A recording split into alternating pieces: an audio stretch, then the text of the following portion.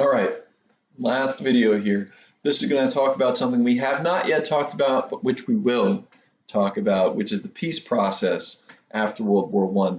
As mentioned in the first video, we will be talking about this as a way to conclude our study of World War I. We'll have a little bit of a writing assignment related to this specific subject that will be our final assessment for this unit. So this should serve as an introduction to that topic, which we will be going into greater detail about in the future. Right. So the peace process. First of all, we should say that this war was incredibly impactful, and despite the fact that we don't talk about it in the United States, depending on what country you were from, especially if you're from England, this war is remembered as a much more impactful war than even World War II. In this case, you had 10 million people in total killed in the war, more than 20 million people wounded.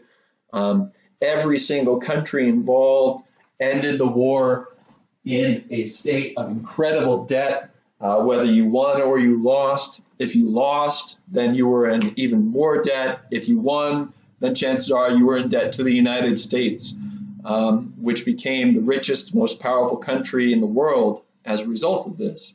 Before the war, European countries, especially England and France, were seen as the wealthiest countries in the world, but because they were so deeply involved in the fighting and had to expend so much money and so much manpower to win this war, most of the money that they ended up having to spend was borrowed from the United States, who was only involved in the conflict for a few months, right, from about the spring of 1918 until the fall of 1918 when the war ended.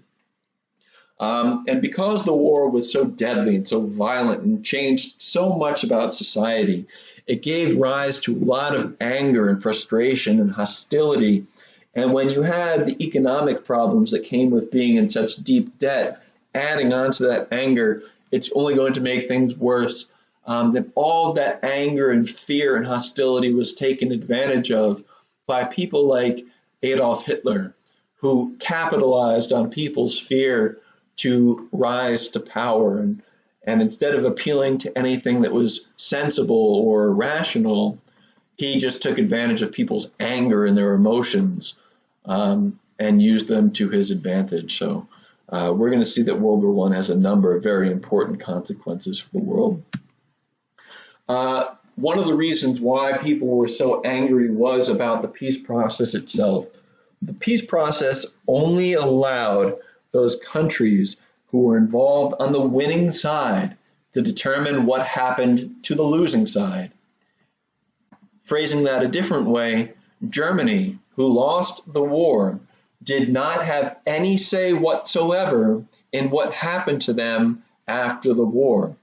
Everything that happened to Germany then would be determined by the winning side. And if you can imagine, after such a long, bloody, and stressful war, countries like England and France, who defeated Germany, wanted to take out their revenge against Germany. Although not everyone at the table wanted that to happen, the Americans didn't, for example, it's going to be those revenge-minded people that have the final say.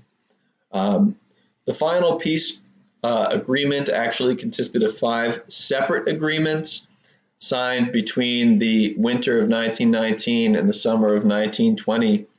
And we can take a look at those agreements here. The most famous of the peace agreements is the Treaty of Versailles, and it's the most famous because it had the most significant consequences.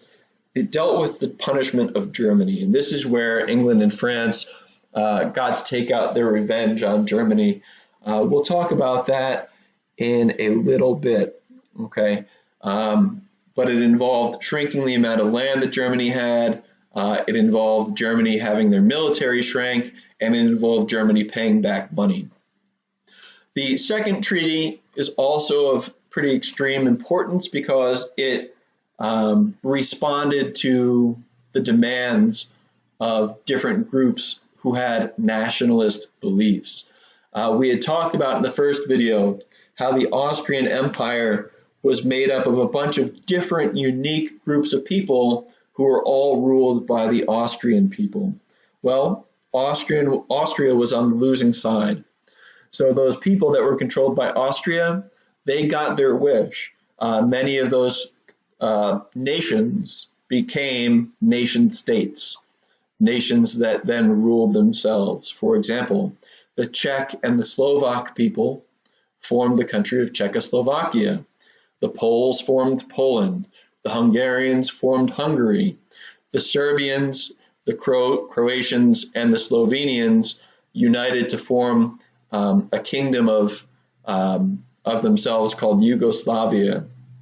Right? And then there are three other treaties that dealt with other things, most famously the Ottoman Empire, which had been a large and powerful empire from the 1400s, ended up being dissolved, and the biggest part of it was left to become what we know today as Turkey. You can see here in a German political cartoon, it shows mostly how Germany's military was shrank. You see here, this is the German word for France. You can see France has an F, which is their standing army of 600,000. Their R is their reserve force of 4.1 million. And you can see that Belgium also has a large military. Czechoslovakia has a large military. Poland has a large military. And all of these different militaries are surrounding Germany, which has only a force of 100,000. And they're all, as you see, kind of on a leash held by France. France is kind of able to sick the dogs on Germany, if you will use that analogy, if they see something that they don't like. So it's kind of showing that France is getting their revenge on Germany. The map of Europe also changed a lot. If we look especially in the area of Austrian Empire, also known as Austria-Hungary, you see it is quite large on the map before World War I. You'll see Germany has this large territory in its eastern half. That's going to be broken up. And you see that the Ottoman Empire still exists. But after World War II, the territory that was one time the Austrian Empire is broken into, here's Austria, but also Czechoslovakia, Poland, Hungary, the Kingdom of Yugoslavia, Romania, and also you see Germany's territory is broken up. Part of Poland actually separates the German state of East Prussia from the rest of Germany, which actually makes their life pretty difficult. And the Ottoman Empire has become Turkey. Talking more about some of the peace agreements, especially about how Germany was treated. Germany's army was limited to 100,000 soldiers, as this cartoon indicates, which is much smaller than many of the countries surrounding them.